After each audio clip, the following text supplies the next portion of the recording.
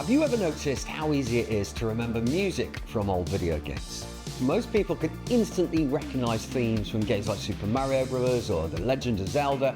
Even decades later, those melodies are all still stuck in our heads.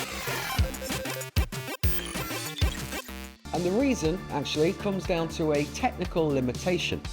Early consoles didn't have the ability to play real recorded music. Instead, they used tiny sound chips that could only produce a few simple tones at once.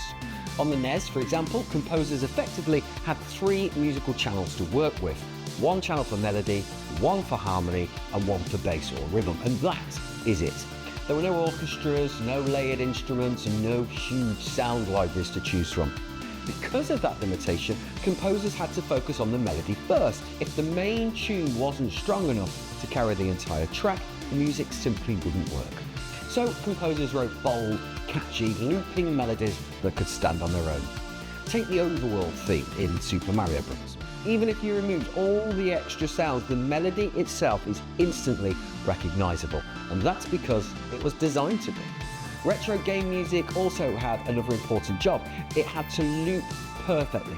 Levels could last for minutes, sometimes much longer, so the music needed to repeat without becoming annoying. That forced composers to create tunes that were simple, rhythmic, and satisfying to hear over and over again.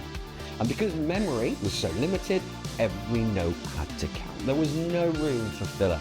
Ironically, these technical restrictions pushed composers to write some of the most memorable music in gaming history.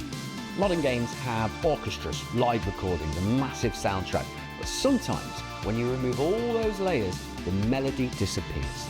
Retro games didn't have that luxury. They had to build great music from just a handful of electronic sounds, and that's exactly why those tunes are still stuck in our heads today.